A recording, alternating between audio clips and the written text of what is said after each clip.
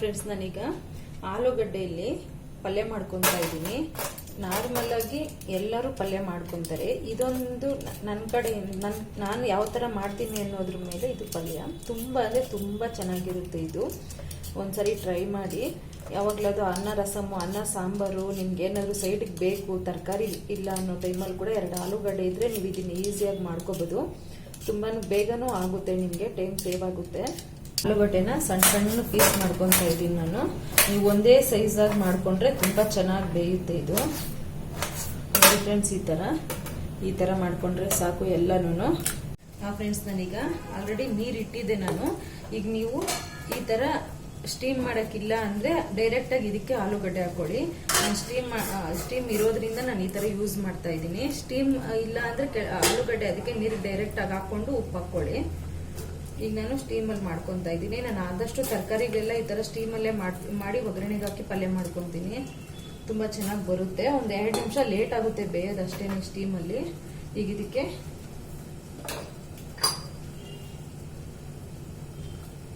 ಇದಕ್ಕೆ ಉಪ್ಪು ಹಾಕ್ತಾ ಇದ್ದೀನಿ ಮೇಲಿಂದ. ಈ ಥರ ಹಾಕೊಂಡ್ರೆ ಉಪ್ಪು ಹಿಡಿಸುತ್ತೆ ಇದಕ್ಕೆ. ನಾವೀಗ ಇದಕ್ಕೆ ಲಿಡ್ ಕ್ಲೋಸ್ ಮಾಡಿ ನಾವು ಲಿಡ್ ಕ್ಲೋಸ್ ಮಾಡಿ ಇದನ್ನ ಒಂದು 5 ಮಿನಿಟ್ಸ್ ಬಾಯ್ಲ್ ಮಾಡ್ಕೊಳ್ಳೋಣ. ಅಂದ್ರೆ 75% ಇದು ಬೇಯಬೇಕು.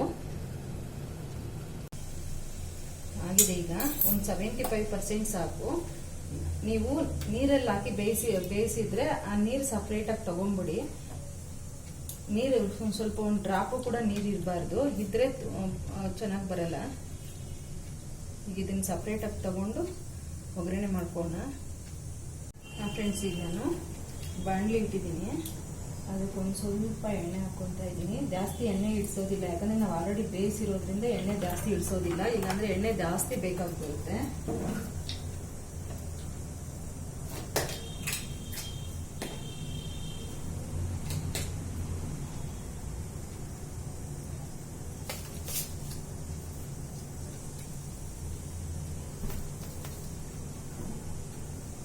ಎಣ್ಣೆ ಕಾದಿದೆ. ಈಗ ಸಾಸಿವೆ ಹಾಕ್ಕೊತಾ ಇದ್ದೀನಿ. ಸ್ವಲ್ಪ ಜೀರಿಗೆ,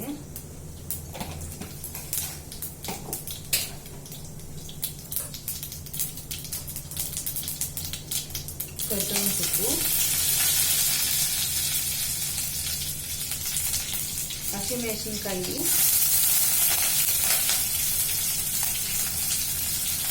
ಈಗ ನಾನು ಇದಕ್ಕೆ ಅಲ್ಲಿ ಬೇಯಿಸಿರೋ ಆಲೂಗಡ್ಡೆ ಹಾಕ್ತಾ ಇದ್ದೀನಿ.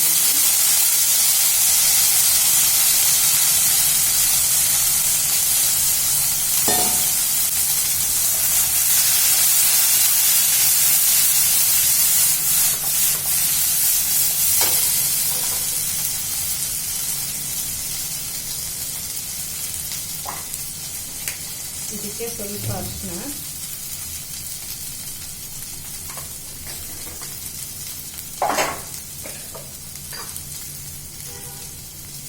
ಆಲ್ರೆಡಿ ನಾವು ಉಪ್ಪು ಹಾಕಿದ್ದೀವಿ ಬೇಯುವಾಗ. ಇನ್ನು ಸ್ವಲ್ಪ ಈಗ ಉಪ್ಪು ಹಾಕ್ಕೊತಾ ಇದ್ದೀನಿ. ಸಾಲ್ಟೇಜ್ ಬರುತ್ತೆ ಬೇಯುವಾಗ. ಫುಲ್ ಉಪ್ಪು ಕಮ್ಮಿ ಹಾಕಿದೆ. ಇದನ್ನ ಒಂದು 2 ನಿಮಿಷ ಹಾಗೆ ಬಿಡೋಣ. ಈಗ ನಾನು ಇದಕ್ಕೆ ಚಿಲ್ಲಿ ಪೌಡ್ರ್ ಹಾಕ್ಕೊತಾ ಇದ್ದೀನಿ. ಒಂದು 2 ಗ್ರೀನ್ ಚಿಲ್ಲಿ ಹಾಕಿದ್ದೀನಿ. ಅದಕ್ಕೆ ಇನ್ನೊಂದು 2 ಚಿಟಿಕೆ ಅಷ್ಟು ಚಿಲ್ಲಿ ಪೌಡ್ರ್ ಸಾಕು. ಇದಕ್ಕೆ ಜೀರಿಗೆ ಪೌಡ್ರು, ಒಂದು 1/4 ಸ್ಪೂನು. ಮಸಾಲೆ ಜಾಸ್ತಿ ಇರಬಾರ್ದು ಇದಕ್ಕೆ.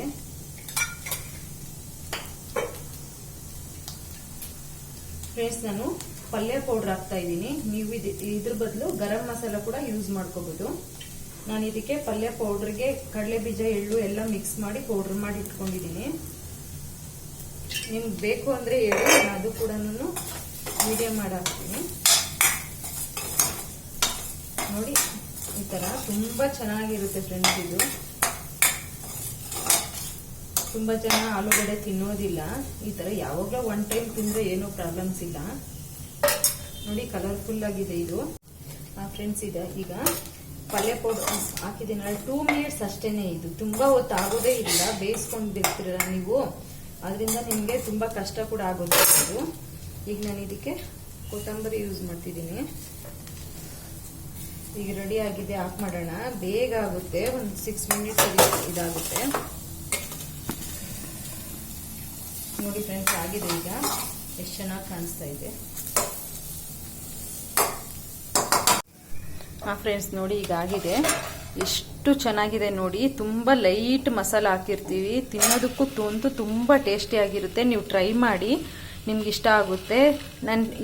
ಈ ಥರ ವಿಡಿಯೋಸ್ ಎಲ್ಲ ನಂಗೆ ಮಾಡಬೇಕು ಅಂದರೆ ನಿಮ್ಮ ಸಪೋರ್ಟು ಕೂಡ ನನಗೆ ಬೇಕಾಗಿ ಬರುತ್ತೆ. ನೀವು ಸಬ್ಸ್ಕ್ರೈಬ್ ಮಾಡ್ಕೊಳ್ಳಿ. ಇಷ್ಟೊತ್ತು ನಾನು ವಿಡಿಯೋ ಮಾಡಿದ್ದಕ್ಕೆ ಥ್ಯಾಂಕ್ ಯು ಸೋ ಮಚ್.